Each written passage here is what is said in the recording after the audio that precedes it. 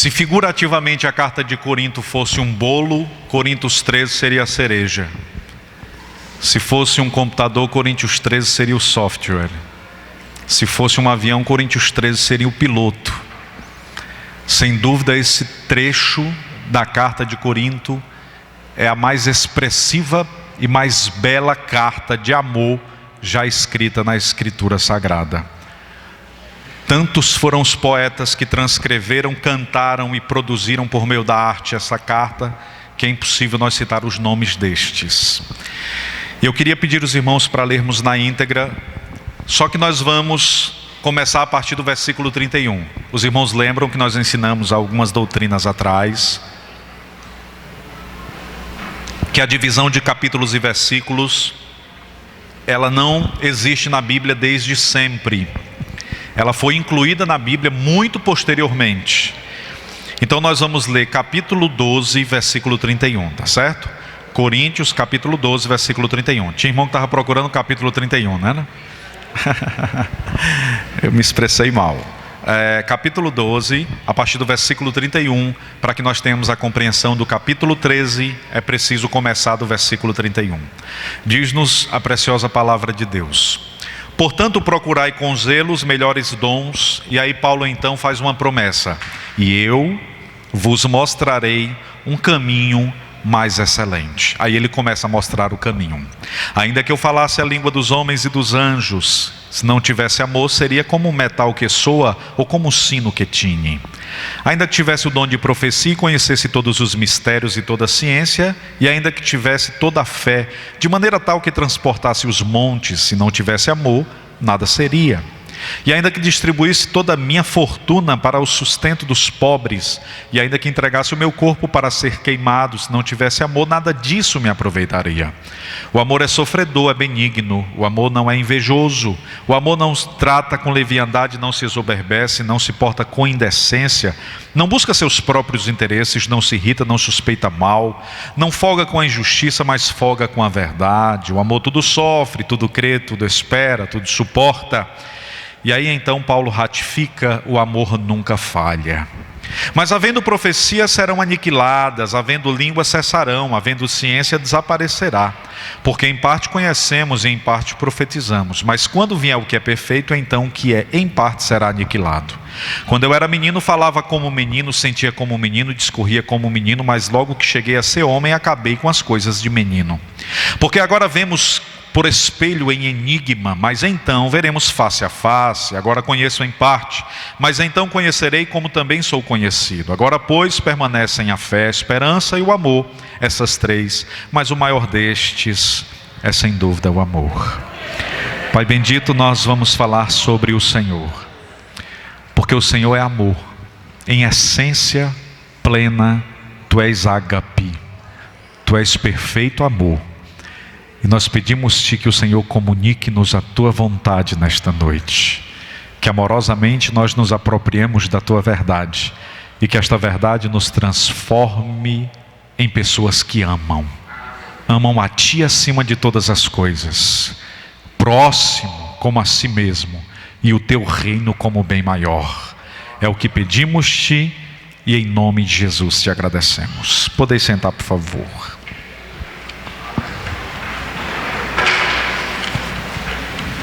Paulo escreve-nos conselhos lindos nessa carta. Ele aconselha a igreja que está em Colossenses muitas verdades.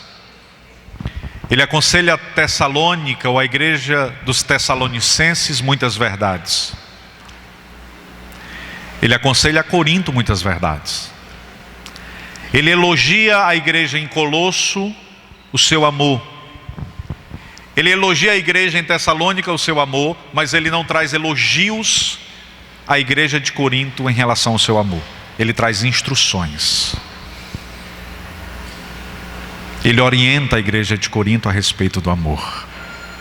E ele começa nos presenteando com verdades que nos são tão claras quando lidas, que se tornarão ainda mais quando pensadas, refletidas de forma detalhada. O apóstolo começa nos dizendo que o amor, ele se expressa por meio de linguagens. O apóstolo Paulo diz que é possível falar algumas línguas e mesmo falando e escutando línguas não conseguir discernir bem a linguagem do amor. E aí ele diz, é possível falar a língua dos homens, é possível falar a língua dos anjos, mas se nós não compreendemos a linguagem do amor, a língua dos homens e dos anjos é uma língua aniquilada, é uma língua que se desfaz. Você não precisa estar tão preocupado em entender a língua dos anjos e a língua dos homens se você não tem ainda a capacidade de entender a linguagem do amor. E a gente vai perceber isso lá no Éden, porque quem fala a Eva é um anjo caído. Ela escuta a linguagem do anjo. Quem fala a Adão é uma mulher caída. O Adão escuta a linguagem dos homens. Então ele escuta a linguagem do anjo por meio da mulher, e ele escuta a linguagem dos homens, da raça humana, por meio da mesma mulher. De sorte que são duas linguagens que transformam o paraíso de Adão em trevas. E observe que a linguagem está diretamente ligada ao evento criação. Larry Crabb diz que no princípio eram densas trevas, Deus falou e as trevas se transformaram em paraíso. Quando o homem que deveria ter falado se calou, o paraíso se transformou em trevas. Deus fala, trevas se transformam em paraíso. Adão cala, paraíso se transforma em trevas. E por que Adão calou? Porque deu ouvido a duas linguagens: a língua dos anjos, a língua dos homens, mas deixou de ouvir a linguagem do amor. Graças a Deus, a linguagem do amor permanece ativa mesmo quando nós estamos dando ouvido a outras linguagens. Talvez você esteja ouvindo alguns conselhos que parecem conselhos de anjo, se não estão de acordo com a Escritura Sagrada. Cuidado. Talvez vocês estejam ouvindo conselhos do próprio coração. Se são conselhos provenientes do coração humano, cuidado. Mas Deus é tão gracioso, que mesmo quando a gente escuta a voz do anjo caído, e a voz da mulher caída, ou a voz do homem caído, no fim da tarde, a voz de amor prorrompe as trevas e diz: onde tu estás? Porque ontem eu desci e falei contigo. Você está perdido, porque não tem mais diálogo. Existe algo que você colocou entre mim e você, que eu não consigo mais me relacionar com você. E Deus poderia ficar lá no céu, porque lá está tudo muito bem, obrigado. Mas Ele desce no fim da tarde e Ele diz assim: onde você está? Onde você está? Eu quero encontrar você, porque eu sei que você precisa desse tempo de diálogo. Bendito seja Deus. E eu queria dizer para você, e talvez essa seja a única palavra necessária para o seu coração: o crepúsculo da tarde vai chegar, e com ele a voz do Eterno vai ecoar, e você vai receber de Deus a graça necessária para vencer esse tempo difícil. E a presença do Senhor permanecerá sobre a sua vida, e o diálogo com Deus será prática diária. Onde estás? Onde estás? Um Deus que se comunica, um Deus dialogal, um Deus que vem no fim da tarde, um Deus que chega e diz: você está ouvindo muitas vozes, e porque está ouvindo muitas vozes, os seus ouvidos estão dirigidos a estas vozes, e não mais dirigidos à minha verdade, à minha palavra e à minha vida. Uma única voz te é necessária: a voz do fim da tarde. E aí tem irmão que diz assim: está com tanto tempo que eu não escuto a voz de Deus. É porque você não está atento, é porque tem muito barulho. É que você está ouvindo muitas vozes. Mas ele continua lá no fim da tarde. O fim da tarde de algumas irmãs aqui é na hora que está fazendo o café. Algumas quando lavam a louça, outras enquanto varrem a casa. Nós temos o nosso fim da tarde, irmãos. Nós temos o nosso crepúsculo. O meu crepúsculo da tarde é quando eu vou trabalhar. Eu fico assim, com aqueles vidros fechados. Tem hora que eu paro assim no sinal, vontade de falar língua estranha. Eu tenho medo até de assustar um motoqueiro do lado. É o meu fim da tarde. Deus me visita naqueles 2 metros quadrados. E às vezes eu entro lá e muitas vozes na cabeça, mas uma voz prorrompe a minha alma. Eu estava saindo ontem de manhã, e aí fui dormir mais cedo, estava muito cansado. E aí quando eu estava saindo, eu olhei no celular e tinha uma mensagem, uma linguagem de amor, uma mensagem da Cíntia no celular. Ela mandou um WhatsApp para mim. Aí a mensagem era assim: que este louvor guie o seu coração ao prazer e alegria de Deus no seu caminho ao trabalho. Irmão, eu nem me preocupei com louvor. Só aquela mensagem já foi suficiente para mim ir para o trabalho, vivendo a experiência da linguagem do amor. Então ela viu que eu estava cansado, lembrou de mim e mandou um hino. Está aí um hino para você ir. E aí você vai escutando o hino, você vai ouvindo Deus, estabelecendo uma relação com Deus, um diálogo com Deus. E aí você enfrenta a noite, irmãos.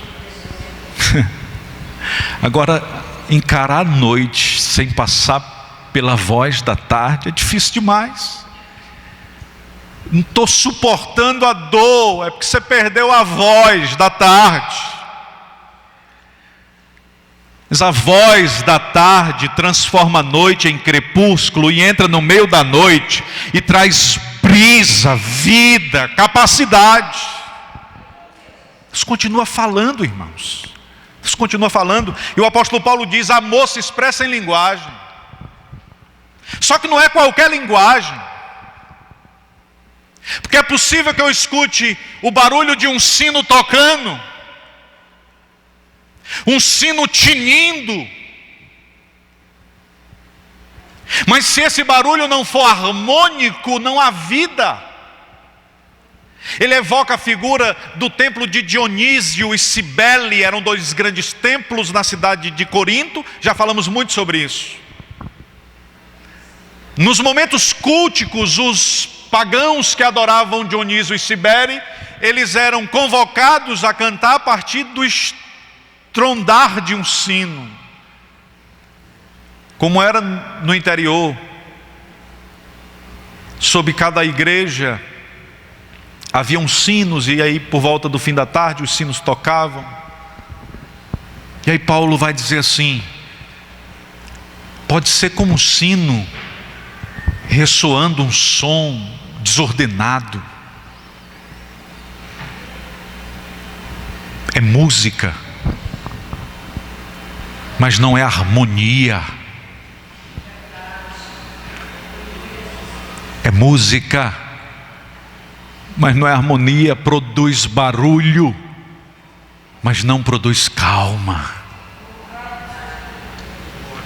Produz barulho, mas é estranho. E às vezes a nossa vida está como um sino.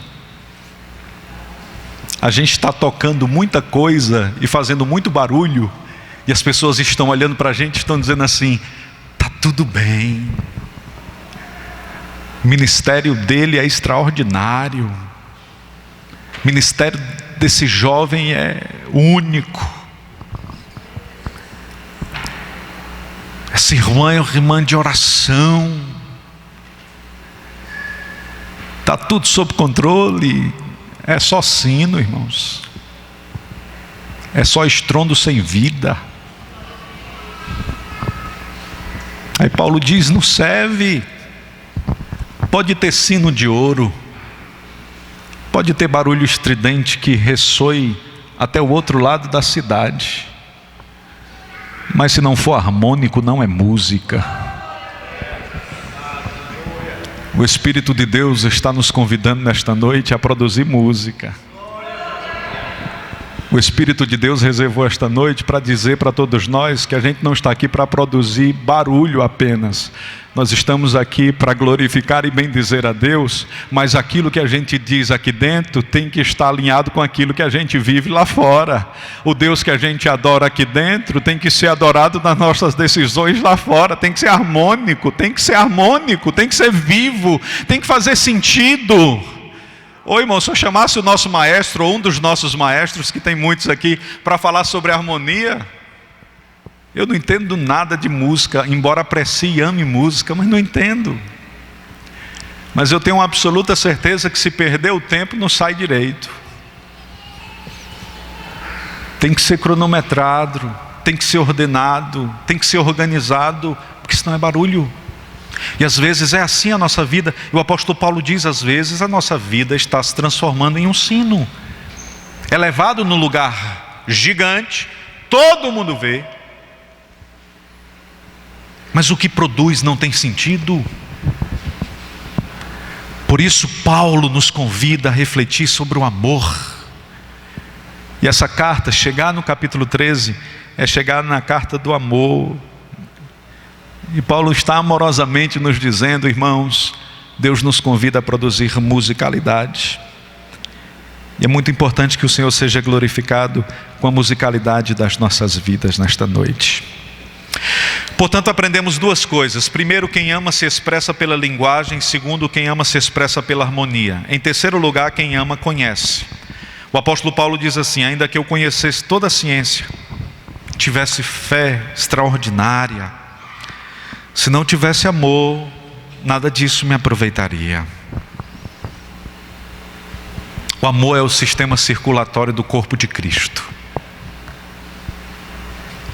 O amor é o oxigênio que transmite respiração ao cabeça, oxigena a cabeça e gera vida em cada centímetro do corpo.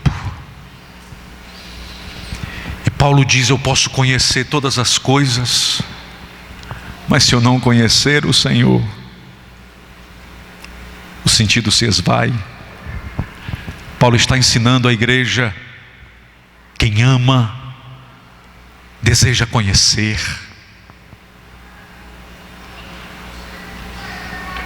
Quem ama, conhece. O que Paulo está ensinando para a gente é que é impossível amar alguém sem conhecer. É bem mais fácil pensar que ama alguém que não conhece. Você que se relaciona com seu marido, namorado ou noivo, e por qualquer coisa pensa que ele vai dar uma volta no mundo, ou você que se relaciona com a sua esposa, namorada ou noiva, e não confia nela. Você que é incapaz de perdoar quando ela diz algo, você que é incapaz de perdoar quando ele diz algo, você tem que olhar para esse texto.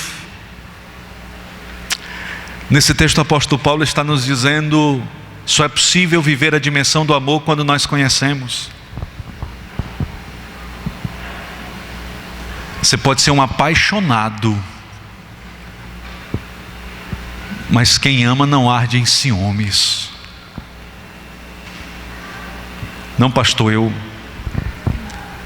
não gosto de ver a minha namorada saindo sozinha. Não é porque eu seja ciumento, não. É porque eu tenho medo dela ser assaltada. É cuidado. Quando a gente chega no restaurante, eu não deixo ela olhar assim para o lado. Tem gente que vive essa opressão, viu, irmão? Namorando, já vive essa opressão. Tem que sentar no restaurante e ficar olhando para frente, assim, fixo. Se olhar para o lado, para chamar o garçom, a gente está achando o garçom bonito, né? Aqui não tem não, é só nos outros lugares que tem isso. Isso é paixão. Paulo está dizendo para a gente, isso é paixão. Isso não é amor. O amor não arde em ciúmes. O amor não é desesperado para resolver as coisas rapidamente. O amor espera. O amor não é desesperado por acertar. É porque é o meu amor, então eu vou fazer tudo direitinho. Não, não. O amor nunca falha. Mas como pode o amor nunca falhar? É porque quando o amado erra, quando a amada erra, o perdão se estabelece. E quando o perdão se estabelece, a falha é esquecida, porque o amor encobre uma multidão de pecados. E um novo tempo nasce, a presença de Deus se estabelece, e eles aprendem com a situação e crescem para a glória de Deus.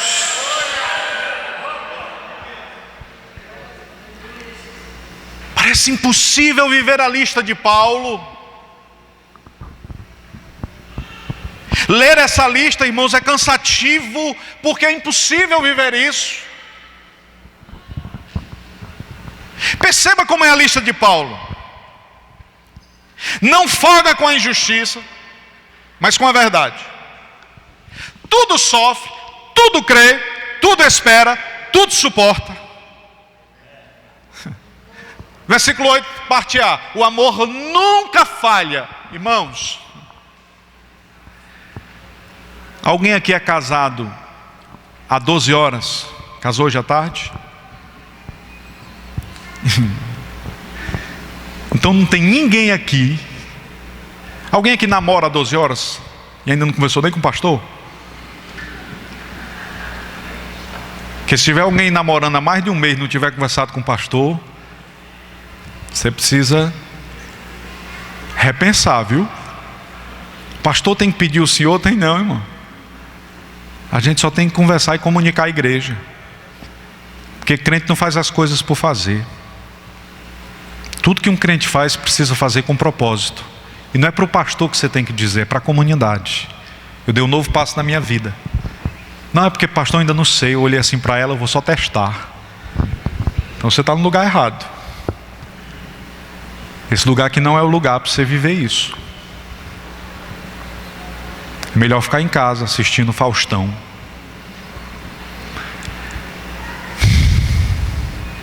Irmãos, igreja é lugar para quem quer viver vida séria. Igreja é lugar para quem leva Deus a sério, irmãos. Não é lugar para gente perfeita, não. Mas é lugar para gente que quer acertar e quando erra, reconhece o erro, recomeça. Jesus disse que depois de João Batista, o céu é tomado por esforço. O céu não é uma experiência cósmica que vai nos envolver em um carro de fogo que vai nos elevar e a gente vai subir. Não, irmãos, o céu passa por Jericó. O céu passa pelas águas de Mara. O céu passa pela cidade de Ai. O céu passa pelo Val de Jaboque. O céu passa pelo silêncio do eterno em Davi. O céu passa pelos gritos e choros do Jeremias. O céu passa pelo desespero do Ezequiel. O céu passa pelos medos e temores do Oséias. O céu passa pelo desprazer do Malaquias. O céu passa pela negação de Pedro. O céu passa por isso. Nós temos acidentes na vida. Mas o céu começa quando a gente encontra a cruz. O céu começa quando a gente escuta a voz do fim da tarde. E a gente diz assim: eu quero guiar a minha vida por esta voz. O que a voz quer não é o que eu estou querendo nesse momento. Mas eu vou esquecer as minhas vontades e os meus desejos e vou ouvir a voz.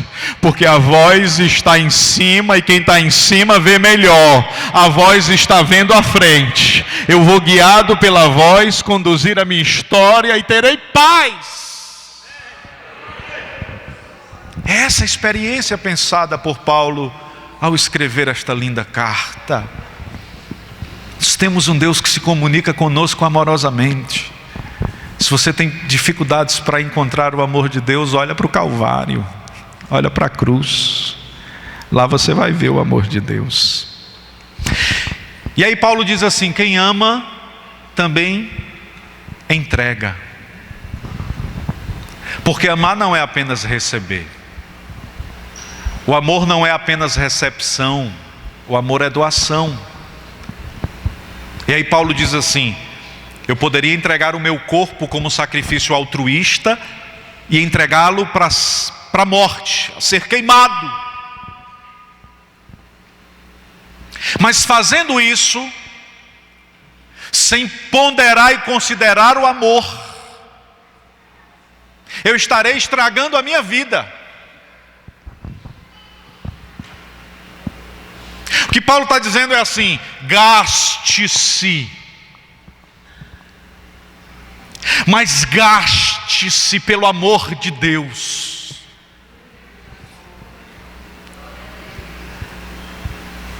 Paulo está dizendo assim: não ame as coisas deste mundo. É a mesma voz de Cristo, só que numa linguagem poética. Não ame as coisas deste mundo. Não ame a sua própria vida. Ame o seu Deus. E seja tão invadido pelo amor de Deus, que à medida que você vai andando e amando, você vai tendo desprazer pelas coisas deste mundo. E quando chegar o dia do arrebatamento ou da sua morte, você vai ter amado tanto a Deus e tão pouco o mundo, que você não vai ter nada para deixar neste mundo, porque toda a sua alma será de Deus. Amar a Deus não é dizer palavras bonitas a Ele. Amar a Deus não é recitar salmos ao seu louvor. Amar a Deus não é apresentar orações demoradas apenas. Amar a Deus é desamar o mundo. Amar a Deus é desprezar aquilo que não agrada ao coração desse Deus. Amar a Deus é viver guiado pela voz do amor, do crepúsculo da tarde.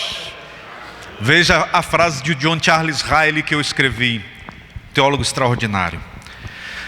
Quando alguém ama nesta vida, doa tudo o que tem e doa tudo que é. Quando se aproximar a eternidade, não tem mais nada a perder, porque já deixou tudo que tinha nesta terra por amor.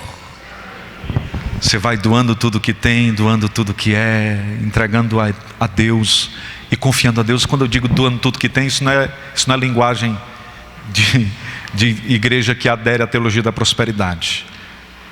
Não é que você tem que dar tudo que você tem para a igreja. Por favor, interprete isso direito. Porque às vezes uma pessoa está visitando, eu fui naquela igreja ali, o pastor disse que tem que dar tudo que tem. Por favor. Doar tudo que tem é não ser dominado por coisas.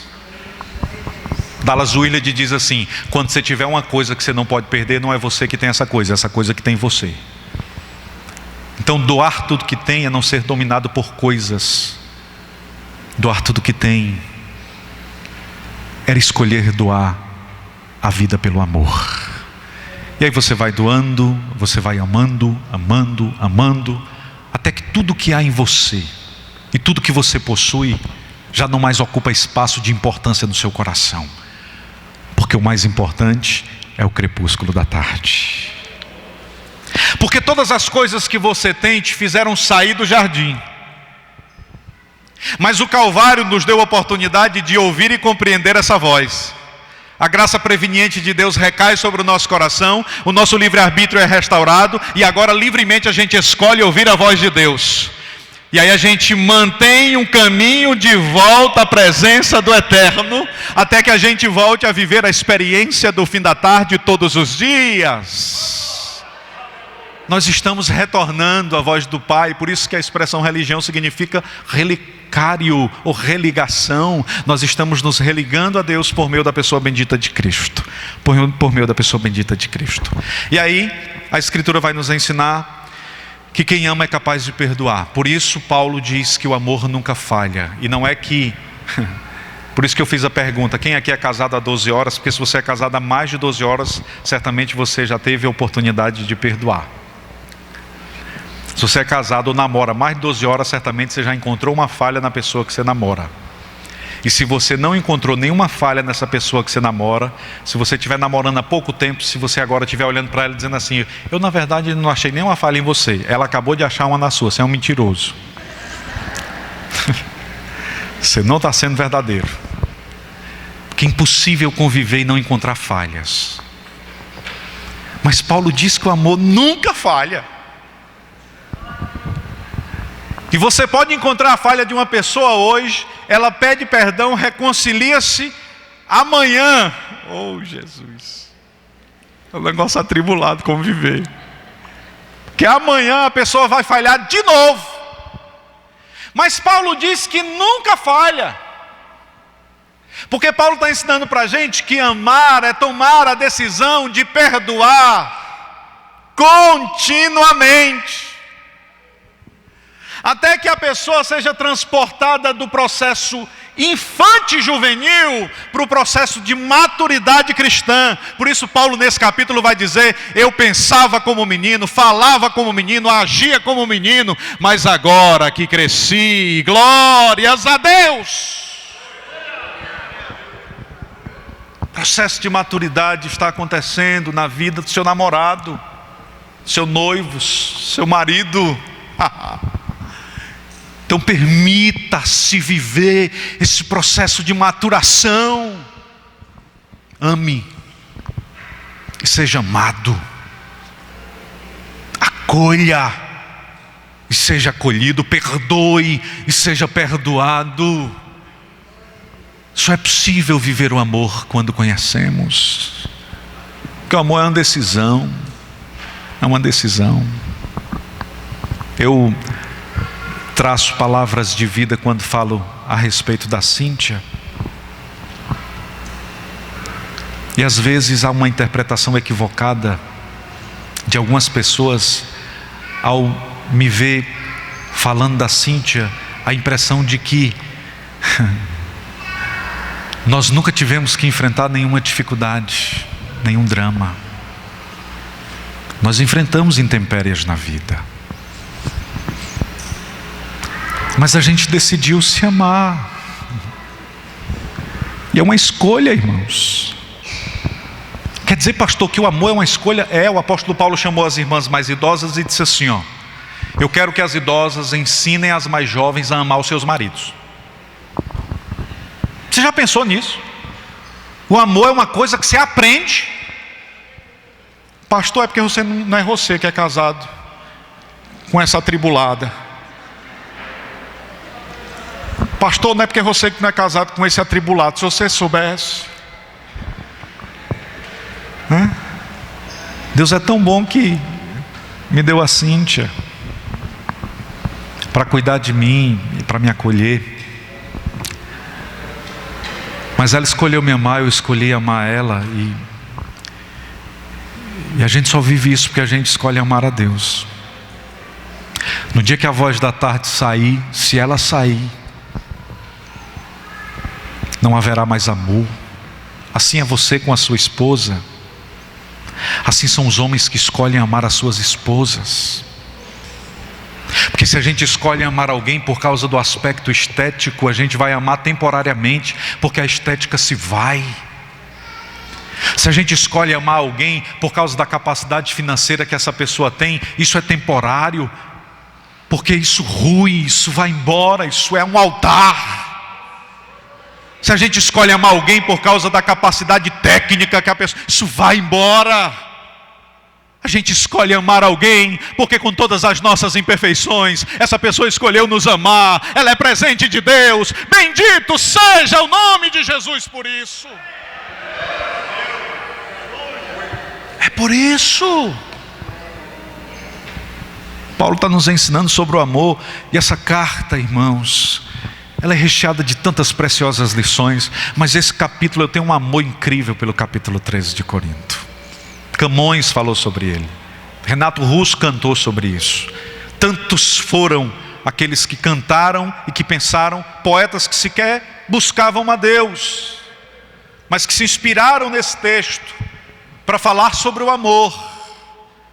E nós Muitas vezes estamos na igreja e a gente vai sair dizendo assim: esse pastor aí não tem juízo não, falou do Renato Russo, que nem crente era. Ele passou 2 horas ouvindo uma mensagem, mas ele se atribulou porque eu citei o Renato Russo. Meu irmão, se converta em nome de Jesus. Se converta. Você sabe por que eu estou dizendo isso, irmão? Porque a gente cita uma coisa dessa e tem irmão que faz assim, ó.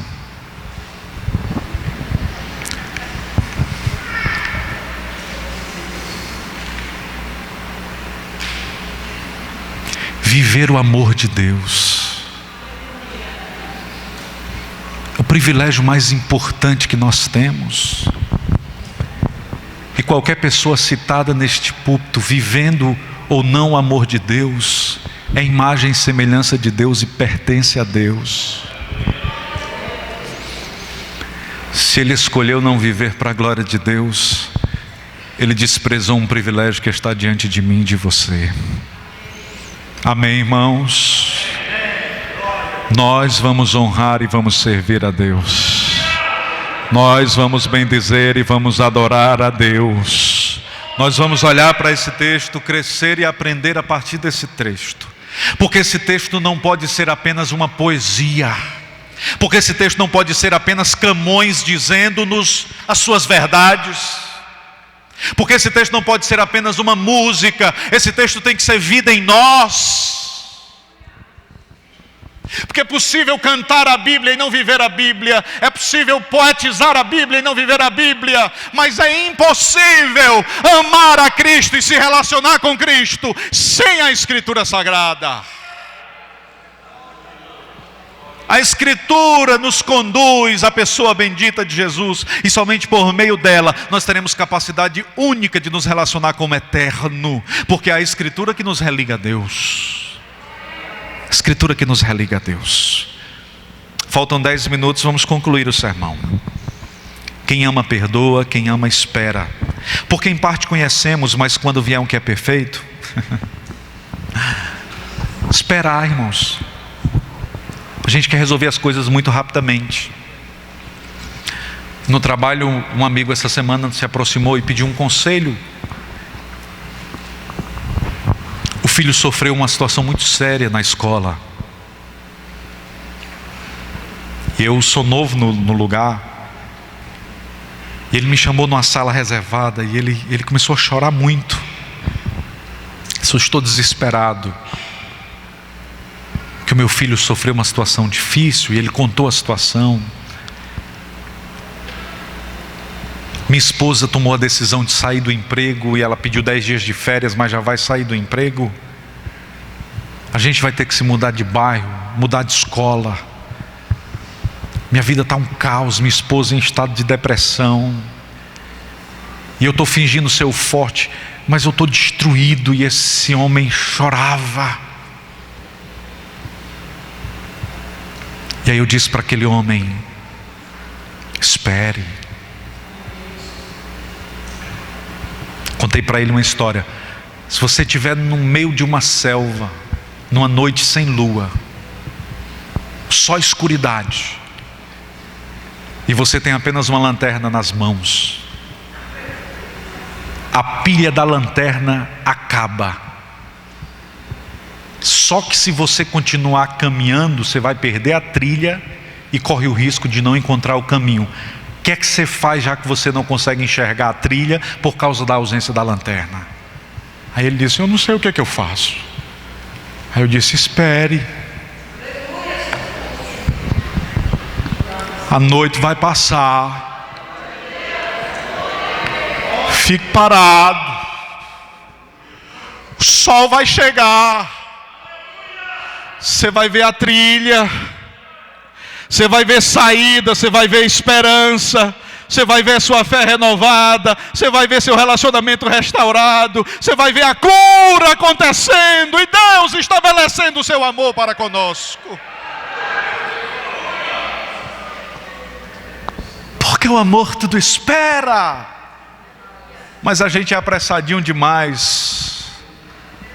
E a palavra do Espírito de Deus ao meu e ao seu coração é que nós não podemos caminhar tão rapidamente, considerando que Jacó caminhava no passo do gado. Espere no Senhor, espere no Senhor, espere no Senhor e confie no Senhor. Essa é a palavra do Senhor a nós. Essa é a palavra do Senhor a nós. Então, na luz do dia você não precisa de pilha, viu? Não precisa. O problema é que você quer caminhar na noite, aí vai se dar mal. Quem ama cresce. Quando eu era menino eu falava como menino, mas agora deixei de ser menino e estou agindo como homem, porque quem ama cresce. Quem ama cresce. E aí eu queria trazer um conselho. O que define o nosso crescimento físico é a natureza. Estava na última reunião com o pastor Antônio José, ele disse: irmão, eu descobri que à medida que a gente vai envelhecendo, a gente vai diminuindo. Aí ele disse assim: eu tenho 1,78 m, cheguei no médico, o médico disse: quanto é a sua altura? 1,78 m. Ele disse: vamos medir. Aí, quando foi medir, tinha baixado 4 centímetros. Os irmãos riram, ele disse: irmão, como é que pode?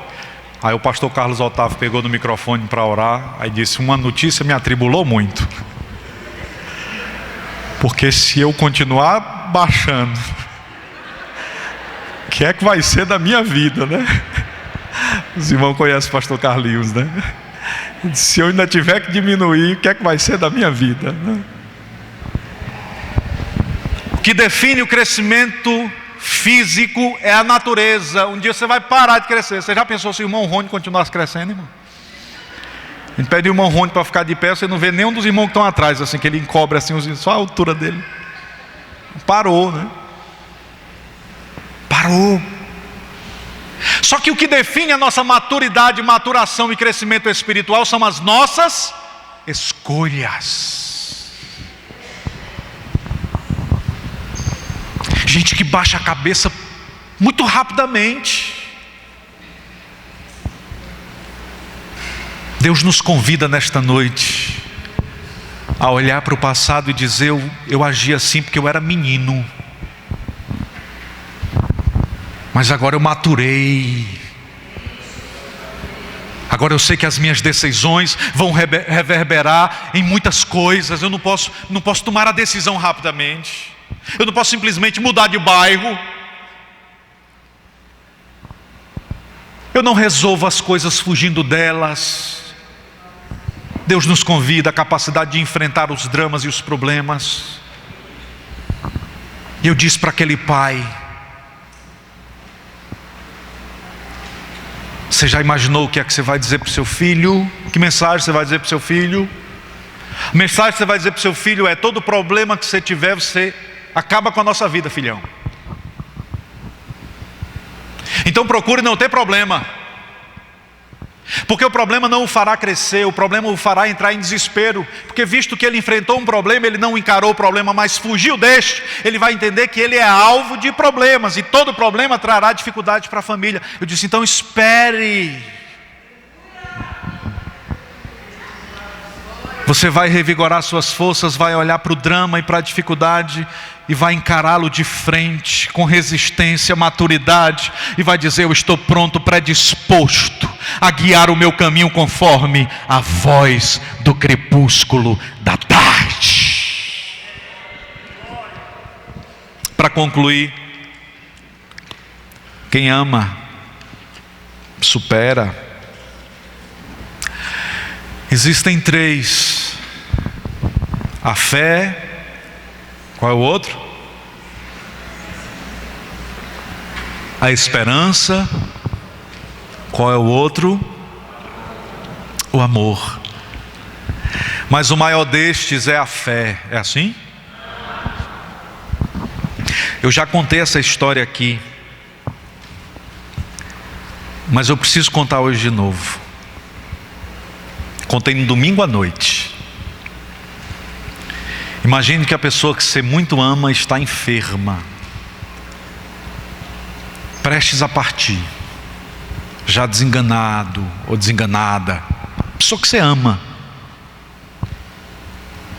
Aí você entra lá naquele quarto de hospital, está deitado à maca, respirando por aparelhos.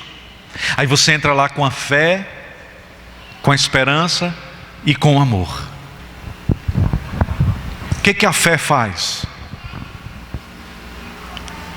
A fé ora. A fé busca Deus. A fé vê o invisível, acredita no inatingível, toca.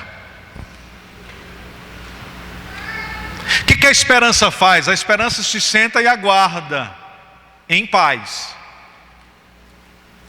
Capacidade de esperançar não é esperar pelo que não vem, é sentar sabendo que o melhor ainda está por vir. Então a fé intercede, a esperança descansa. E o amor faz o que, irmãos? O amor troca a fralda. O amor troca o lençol. O amor dorme numa cadeira de plástico. O amor corre para o corredor dizendo: mudou a pulsação, está fazendo barulho diferente. O amor muda os panos sujos. O amor carrega no colo, o amor coloca numa cadeira de roda, o amor leva para o banheiro, o amor higieniza, o amor faz. Por isso o Espírito de Deus está nos comunicando nessa noite, que nós amemos não apenas de palavra, mas que nós amemos de ação, prontamente, e que seja Deus glorificado na nossa vida e na nossa história todos os dias. Amém, queridos? Faltam 2 minutos para 9 e nós vamos aproveitar esses 2 minutos para fazer uma oração. E eu quero convidar você para se colocar de pé. Se nessa noite